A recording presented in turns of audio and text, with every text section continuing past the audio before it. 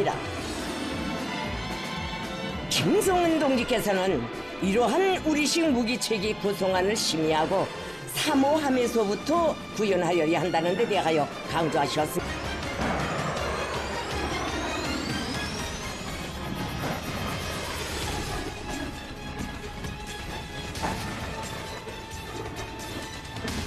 철저히 자체 방위를 위한 필수적인 요소라는 데 대하여 제시된 기한 내에 함을 해군에 인도할 때 대한 문제, 우리 시험 발사를 참관하셨습니다. North Korea just sent one of its clearest messages yet about the Iran war, and it did it in a way the world could not ignore. First, it condemned the U.S. and Israeli strikes on Iran. Then it publicly backed Iran's new supreme leader, Mojtaba Khamenei, and almost at the same time, Kim Jong Un oversaw the successful launch of new cruise missiles from North Korea's newest destroyer. That is not random timing. That is a signal. And when you put all of those moves together, the message becomes very hard to miss. North Korea is planting itself firmly on Iran's side while reminding the world it still has teeth of its own. Reuters reported Pyongyang's support for Mojtaba Khamenei and its condemnation of the U.S. Israeli attack, while AP reported the cruise missile test from the Choi Hyon destroyer. And that is what makes this story so serious. Because North Korea did not just issue some routine diplomatic statement. It did not just say it was concerned. It explicitly criticized the strikes and then moved to show respect for Iran's new leadership at one of the most unstable moments in Iran's modern political history. Reuters reported that KCNA said North Korea supports and respects Iran's selection of Mojtaba Khamenei as supreme leader. That matters because it gives political legitimacy to a transition that remains deeply controversial and highly sensitive inside Iran itself. And the Mojtaba angle is a huge part of this story. Because this is not just about North Korea criticizing war. This is about North Korea taking a side in Iran's succession crisis. Mojtaba Khamenei did not rise in a calm, orderly transition. Reuters reported that he was elevated after Ali Khamenei's killing in wartime conditions, with the Revolutionary Guards playing the decisive role. That means North Korea is not just endorsing a country. It is endorsing a new political order inside that country, one that appears to be even more tightly tied to hardline military power. And then came the missiles. That is what turned this from a diplomatic headline into something much bigger. AP reported that Kim Jong Un personally oversaw strategic cruise missile launches from North Korea's new destroyer, the Choi Hyon, and that the missiles struck target islands off the west coast. That detail matters because it shows Pyongyang was not satisfied with just words. It wanted to back up its message with a display of force. It wanted the world to see not only where North Korea stands politically, but what it is still capable of militarily. And that is where the timing starts to feel deliberate. Because while Washington is already consumed with the Iran war, while global attention is locked on the Middle East, North Korea decides this is the perfect moment to showcase naval missile power.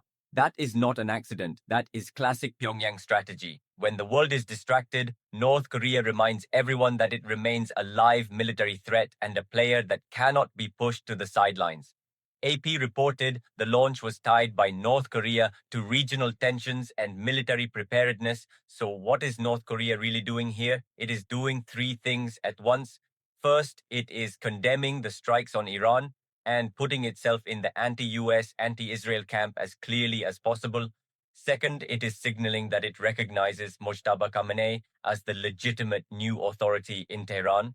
And third, it is showing that while the Middle East burns, North Korea is still building, testing, and displaying weapon systems that keep pressure on the US and its allies in Asia. That combination is what makes this more than just another statement from KCNA. This is about alignment.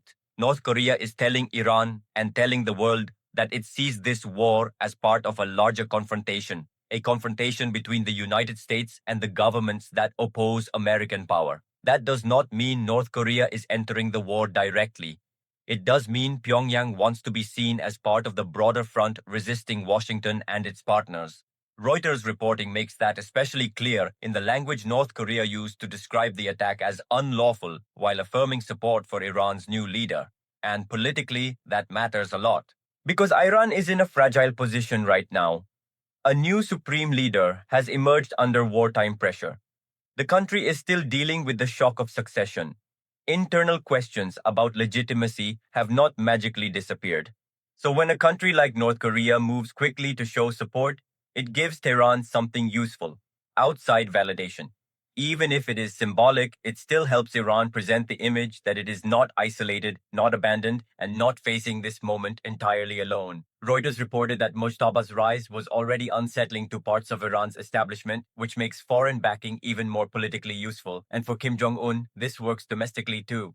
He gets to show his own people that North Korea is not isolated. He gets to present himself as a leader standing with another government under attack by the United States and Israel. And at the same time, he gets to reinforce the image that North Korea is strong, armed, and still advancing militarily. That is important for regime messaging. It turns a foreign crisis into a propaganda opportunity at home. AP's reporting on Kim supervising the launch reinforces exactly that image: leader in command, weapons on display, and the state projecting confidence. There is also a bigger strategic point here that should not be ignored. Even if North Korea and Iran are not operating in lockstep militarily, moments like this increase pressure on the United States. Washington is already trying to manage a war in the Middle East. It is already balancing commitments in Europe and Asia. So every time North Korea uses one of these moments to test missiles, showcase new platforms, or publicly align with another anti-US government, it adds another layer of strain. It forces American planners to think across multiple theaters at once. And that, by itself, is a form of strategic pressure.